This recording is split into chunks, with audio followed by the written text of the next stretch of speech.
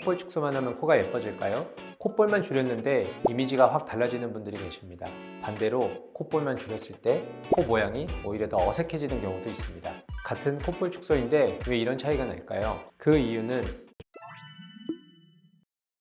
안녕하세요. 미호성형외과 원장 윤정원입니다. 콧볼 축소만 하면 코가 예뻐질까요? 아니면 코 수술을 꼭 같이 해야 될까요? 콧볼만 줄였는데 이미지가 확 달라지는 분들이 계십니다. 반대로 콧볼만 줄였을 때 코 모양이 오히려 더 어색해지는 경우도 있습니다. 같은 콧볼 축소인데 왜 이런 차이가 날까요? 그 이유는 결국은 절대적인 코의 평수가 아니라 우리 코는 비율이 가장 중요하기 때문입니다. 오늘은 그래서 콧볼 축소만 한 경우와 코 수술을 같이 겸해서 콧볼 축소를 한 경우를 사례를 통해서 한번 살펴보도록 하겠습니다. 제가 코가 비율이 중요하다는 말씀을 드렸는데요. 또 한 가지 중요한 거는 본인의 얼굴에 있어서 콧볼이 차지하는 비율이 중요한데요. 통상적으로 우리가 콧볼은 본인의 미간 거리와 비슷하면 적당한 비율이라고 할 수 있습니다. 콧볼이 본인의 미간 거리보다 바깥쪽에 있으면 비율상으로 콧볼이 넓어 보이고, 반대로 이제 콧볼이 미간보다 좁은 경우에는 콧볼이 작아 보이기보다는 미간이 넓어 보이기도 합니다. 일반적으로 이제 콧볼 축소만 하기를 원해서 내원하시는 분들이 계시는데요. 대부분의 동양분들은 콧볼이 넓으신 분들은 복코가 같이 동반되어 있습니다. 그러니까 코끝이 동글동글하다는 거죠. 그리고 코끝과 이 콧볼의 비율이 굉장히 중요한데, 복코가 등반되어 있는 경우 콧볼 축소만 했을 때 이 너비만 줄고 코끝은 복코가 그대로 남아있는 거죠. 이런 경우에는 어색한 코의 비율이 될 가능성이 더 높습니다. 그러면 반대로 콧볼 축소만 해도 되는 경우는 어떤 경우냐면 어느 정도가 콧대가 날렵하고 그다음에 코끝이 잘 살아있는 분들입니다. 이런 분들은 실제로 코끝은 이제 날렵한데 콧구멍의 평수, 즉 폭이 넓기 때문에 폭만 줄여줘도 어느 정도 예쁜 코가 될 수 있습니다.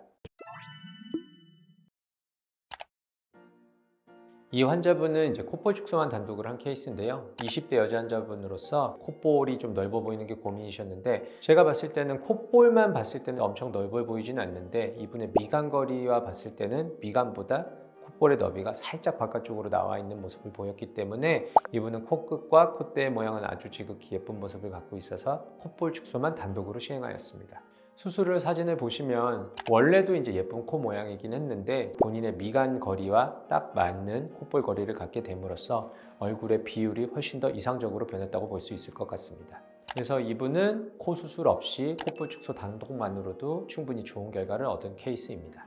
두 번째 케이스는 40대 여자 환자분으로서 코끝의 모양이 딱 봐도 미간보다 바깥쪽으로 벌어져 있는 게 볼 수 있고, 콧구멍도 양쪽으로 이제 가로로 좀 넓은 형태를 띠고 있습니다. 이런 경우에도 콧대가 날렵하게 잘 살아있고 코끝도 너무 뭉툭하지 않고 복코스럽지 않기 때문에 콧볼 축소 단독만 시행하였습니다. 수술 후 사진을 보시면 콧볼의 폭이 미간과 좋은 비율을 이루고 있고, 정면에서 보셨을 때도 코 구멍이 가로로 퍼져 있는 것이 훨씬 더 가로폭이 줄은 것을 볼 수 있습니다. 이와 같은 경우에도 콧볼 축소만 단독으로 시행해서 충분히 좋은 결과를 얻은 케이스입니다. 다음 케이스는 코 수술과 콧볼 축소를 같이 한 케이스입니다. 딱 정면에서 보기에 복코가 동반되어 있습니다. 그리고 콧볼도 본인의 미간보다 더 바깥쪽으로 나와 있는 양상을 보이고, 콧대도 약간 낮은 전형적인 복코와 콧볼이 넓은 케이스입니다. 복코 교정을 해서 코끝을 최대한 살려주면 코끝이 앞으로 뽑히기 때문에 콧볼이 과하게 넓지 않으신 분들은 복코 교정만으로도 간접적으로 콧볼이 줄어드는 효과를 볼 수 있습니다. 근데 이분 같은 경우는 복코 교정을 최대한 하더라도 콧볼 축소가 반드시 필요하다고 요구가 되었기 때문에 두 가지를 같이 수술한 케이스입니다. 그래서 코 수술 같은 경우에는 기직늑연골과 비중격, 그다음에 귀연골을 이용해서 코끝을 최대한 높여서 복코 교정을 하였고요.